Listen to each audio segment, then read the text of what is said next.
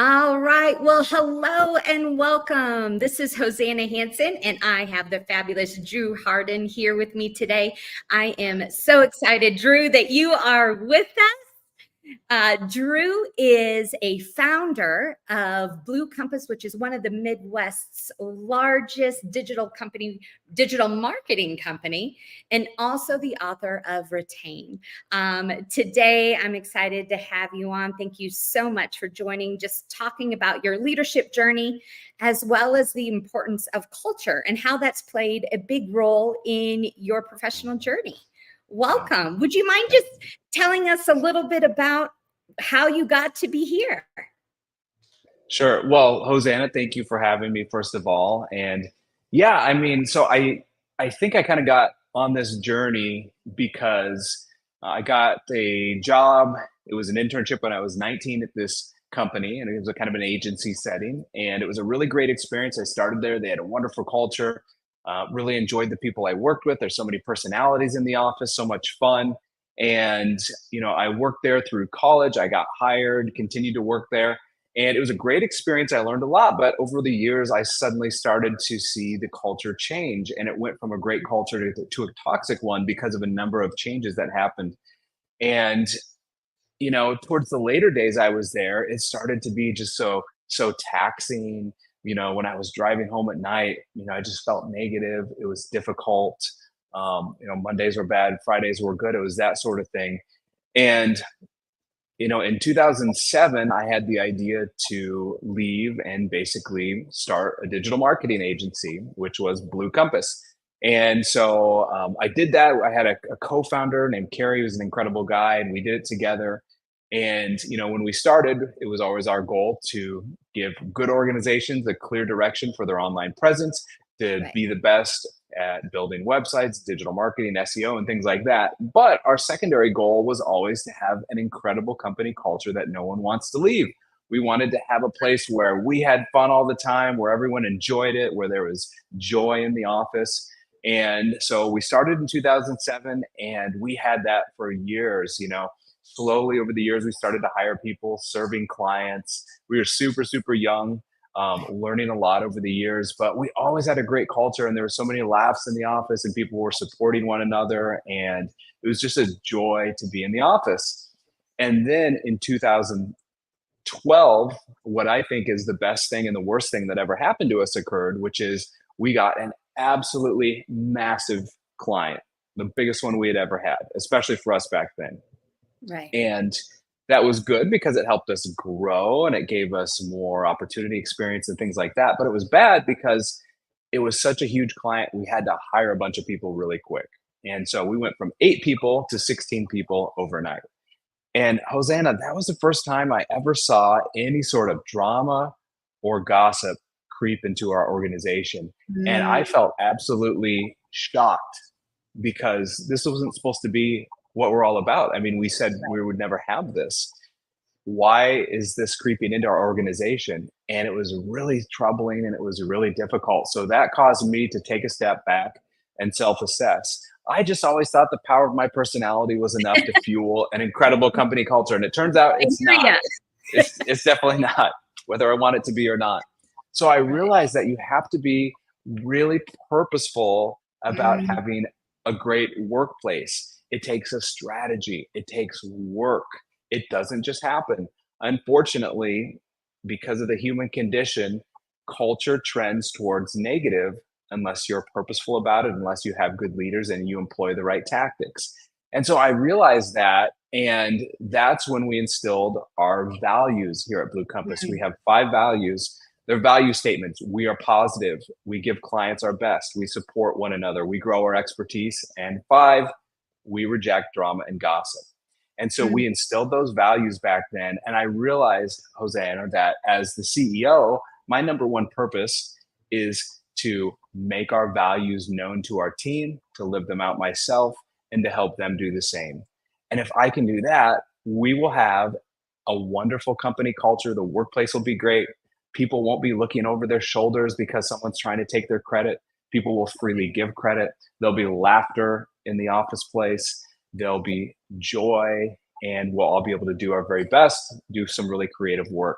So that was a huge turning point for me back in 2012. And over the years, I just got more and more interested in it, and just the whole leadership aspect and the crafting of company culture. So that's basically how we got to where we are today. I love that. Now, I know that there was a period of time just within our own business culture where culture became kind of, and I still think it is becoming more and more, we're more and more conscious and aware of it. I think it's just kind of changing. But were those buzzwords around when you were starting to build Blue Compass, or was it just from your own experiences that you were like, okay, this is really what I want to instill in Blue Compass versus where I was Yeah. at? Yeah. Well, when Blue Compass started again, this was 2007. I didn't even know what company culture was. I'd never thought about any of that stuff. I just thought it would happen. And so I was super new to it. I knew so very little when we started the company. And I know a Right. little bit more now, thankfully, but there's just so many, blood, sweat, and tears, making mistakes, struggling, figure things out over the years. And I think, as I got into the business and started doing this sort of thing in leadership, everyone talks about company culture. You go to anyone's Yeah. website, you go to a corporate website, and they always talk about what a great culture they have. They have pictures of ping pong tables, they have photos of their team doing, service days. They talk about how they have, beer on Fridays. But company culture isn't a ping pong table. It's not an event, it's not an occurrence. Company culture is the sum of the leadership and the values and the interactions in the workplace every day. It's how you feel when you go home in the evening or when you log off. And I really learned that over the years. It's not just a bunch of buzzwords, it's not tactics. It's something that permeates every moment of every day. And it's almost like you can feel it. And when we have people come to Blue Compass, it's often that they will tell us, wow, it feels so good here. It's like there's an energy here. People can tell that there's something positive in the air. Not to say that we're perfect, we're not. I don't think any workplace is perfect, but Right. it's it's something you experience every day. It's how people treat people. And I'm a big believer that the best way to get a behavior is to model it yourself. And so it's so important for us as a leadership team or for any leader not to, just talk about being positive, but to be positive themselves, not to just emphasize that people need to work better and harder, but Right. to be a hard worker themselves. And I think that's kind of a cornerstone of it. Yes. Oh, I think that is so good. What I loved out of your five, I noticed one of them was a behavior you don't tolerate. And I Yeah. was with an organization, we were going through this exact practice of what should be our values and that we want to instill within our organization. But I think I love that you have it's so well, it's so important for us to always think about what do we not want as well as Yeah. what we want. Like both sides of the coin are super important. It is. And, for us, that was so critical because, again, gossip and drama are poisons in a workplace. And I think every workplace probably has them to some degree. It's very difficult to stamp out. And we're not perfect at Blue Compass. I think it creeps in every now and again, but for the most part, we don't have it. And Right. one of the things I think is really important, if you're a leader, if you have a workplace where there's drama or where there's gossip, you can't just say no gossip, no drama. As leaders, you have to not do those behaviors yourself. But I think it also really helps to define it. And I was recently talking with an organization and encouraging their leadership team define what gossip is to you and then don't tolerate it. And so for us, gossip is complaining about any internal problem to someone who can't do anything about it. Complaining about any internal problem to someone who can't do anything about it. So if someone is sitting there and maybe their computer is really slow and they complain to the person sitting next to them, I don't know why they make me work on this computer. It's so slow. I can't get anything done. Right. That's gossip because you're complaining to someone who can't do anything about it. Instead, take that to your manager and say, hey, like, is there anything you can do? This computer's so slow, I can't get work done. That's a much more positive way to handle that sort of thing. Right. Absolutely. Oh, that's so good. Yeah. And I think that that is so important to define because so many people you can have a principle or you can have a core value, but the interpretation of it, if not Hmm. defined, can be two totally different things. And that could also create a culture where people are on two totally different pages where they think they're doing the same thing, but they're totally off. So that's a really good point. What's the Yeah, definition? absolutely. Now, a lot of those people that might be connected to me on LinkedIn might be newer leaders or maybe a newer, you know, owner or of a company or a business. Just from those beginning stages of someone, maybe they don't have a large team, maybe they just have a small team, maybe they don't have the power, or maybe they're just beginning. What would be just some basic, hey, if I went back to Drew, to the very beginning, this would be just some practical advice that I would give myself or that you would give to them? Define your values, be very clear about them. Choose values that make sense for your organization that you're good at, but also that are a bit aspirational. And then hire based on those values. One of the greatest things you can do to impact your company culture is to bring someone new in on your team. And so I think it's really important when you hire someone to ensure they will fit your values and they will fit your culture. I think Blue Compass has an incredible culture. I think it's a wonderful place to work, but it's not right for everyone. Right. We're very social. We're often very jubilant and joyful, and we do pranks, and sometimes people jump out and scare people here. I think that's fantastic. It creates laughter in the office, and we really enjoy that sort of thing. But Right. not everyone wants that, and that's just fine. So Absolutely. it's all about. I think Hosanna, the interview process is so important, and both Mm, parties should be interviewing each other and being super super honest about it. You got to set expectations, and you can teach skills, but you can't teach personality. yeah. Someone's personality is not going to change, and their skills are very important, but I will take the personality over skills every day, or the soft skills sometimes people call it. Right.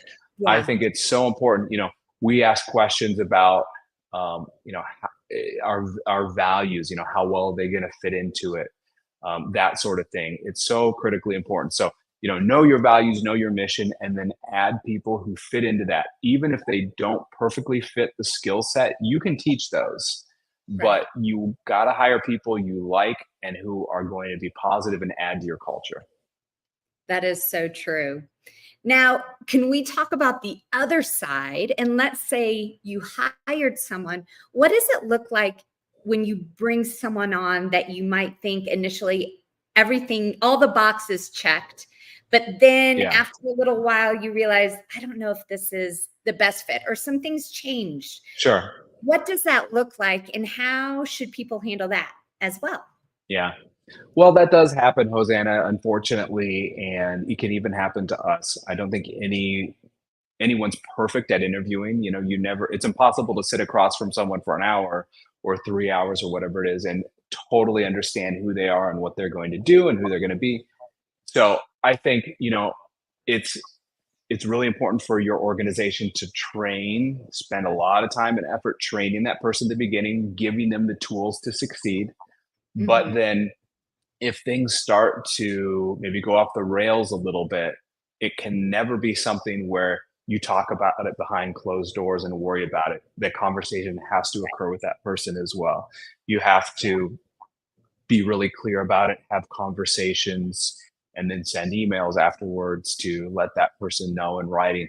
And, probably 3, 4 years ago, we had someone who just wasn't quite the right fit. We got into that situation, Right. and we had meetings with this person every 2 days, I think it was, just to talk about how things are going and expectations. And I think eventually, if that person isn't the right fit, they'll leave, or you encourage them to leave, or you release them to other opportunities. And that Right. shouldn't be a surprise to either party. It should be, a mutual decision. And if you do it well and with character and everything, I think that's really what can happen. It can improve life for both parties. Absolutely. I love talking about this side as well. I think culture, we often think of the positive, which is really important. Hmm. But I know when I worked at an organization as well, sometimes having the hard conversations was just as important to have the tools of how to have those hard conversations, as well as the rah, rah, rah. We want to be positive and fun. And at least from some of my experience, is a lot of the perhaps the toxicity that I might have experienced was because leaders weren't willing to have some hard conversations, kind of like what you were talking Hmm. about, of, Yeah. like, hey, let's look at this. Is this really the best fit? And let's not drag it out, but let's have those hard conversations, because the best thing for that person as well, if it isn't a good fit, is to let them go so they can find something better. Hmm. Yeah, a mentor of mine says dysfunction dwells in the conversations that are not had. And Yeah. as leaders, it's often our job to get to the right conversations. It's uncomfortable, maybe we don't like doing it. I don't like having tough conversations, but not doing so leads to a lot bigger problems than the uncomfortability you'll feel during the conversation. Right. Right. I think there's a book. Is it like 2 Minute Manager? And that was something that really helped me as a manager, where it just talked about don't draw out those hard conversations, but deal with them right away. Because the longer you sit Hmm. on them, it becomes a bigger deal. But if you can just quickly bring someone in and be like, hey, you know, FYI, Yeah. don't use that. Maybe let's watch your tone next time or in this particular audience. Not that big a deal, but very short and sweet, and then continue Yep. on. But I remember reading that going, "Oh, this is so good," because otherwise I would have mulled over it, and made it kind of a bigger deal in my mind Yeah. that it needed to Yeah. be, you know? Hmm. Yeah. Absolutely. Now, with your book, Retain, and I love this, How to Create an Incredible Culture That No One Wants to Leave. I often use that exact same line of like, how do we create places where people are lined up? Or how can you create a team that people are vying to be on? And so through your experience, how did you get to the place where you're like, you know what? I think I want to write a book. Over the years, as I got more interested in, leadership and creating a positive workplace and having fun in the office, I don't know. I think I just got asked by more and more people about it, and I started speaking at, more organizations. People would ask me to come speak. I would speak at a luncheon, and slowly that grew into a little more of a speaking career than I ever planned on, I guess. And so now I'll do keynotes about this sort of thing, which is great. But I just spoke about it enough. It became a passion of mine that I really loved, that I was like, oh, maybe I should just write some of it down. So it was fairly easy to write just because I had spoken about this sort of thing so often. And I determined what I thought were kind of 5 keys that every organization needs to have if they want a fantastic workplace. And Right. so I just simply wrote about those. And it was, it took a lot of work, but it was fun to write about too, because I just was able to tell a lot of stories of things that we did here and share my experiences in creating a great culture. And yeah, that's how it came about. Yeah. Oh, that's awesome. Okay. Well, can you give our listeners a sneak peek of what those 5 points are for a great culture? Y- Yeah, absolutely. Okay, so the first one I've already talked about, but it's visible values. You have to have clear company values. And so many companies have them, but they're not visible. They don't enforce them, they don't act them out, they're not visible. So here we have them on the wall, we have them on our intranet, we have Mm, them on our proposals, we have them in our presentations to clients. Even though seems like more of an internal thing, we right. lead with them externally. And then, of course, our leaders try to act them out, but also in our team meetings, I will always go through them. And then we ask for a person on our team to give someone else a shout out and tell a little story as to why they just, they were positive that month.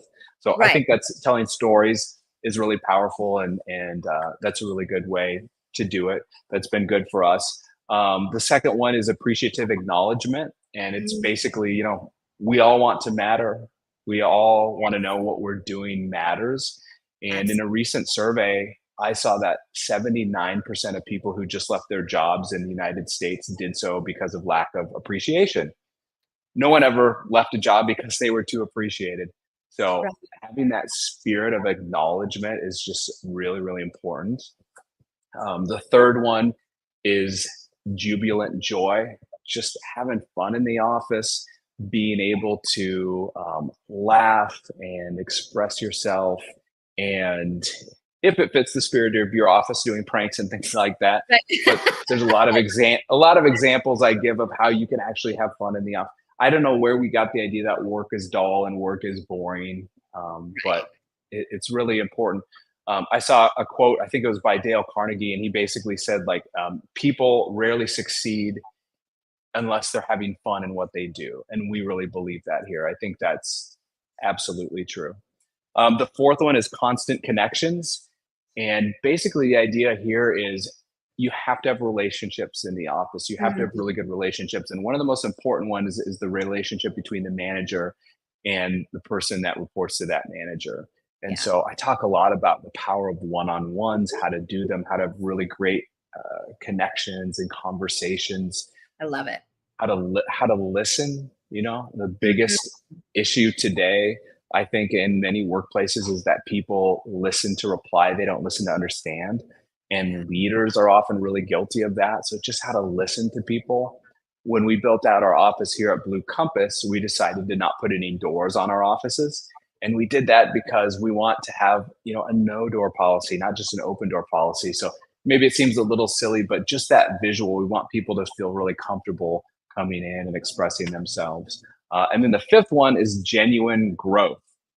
You can have all four of those, but if people don't feel like they have a place to grow, to develop personally, and of course financially too, um, it's not going to be a absolutely incredible culture. And so, just thinking about, you know, how can you craft a place where your team feels like they can grow, feels like they can get better and improve as a human being. So that's, in a nutshell, those are the five, and I use a lot of examples and action items of how you can do these in your own workplace, you know, whether you're the CEO or a VP or an intern. Right. Absolutely. Oh, I love all those points. And we will be sure to Thank put you. in the comments how you can get Drew's book, Retain. I know that it's on Kindle and Amazon and Yep. also Audible. So, all of those ways. Drew, if people wanted to be able to connect with you more, learn more about Blue Compass, your organization, or just you as a speaker, author, how could they do that? Sure. Blue Compass and myself, websites all over social media.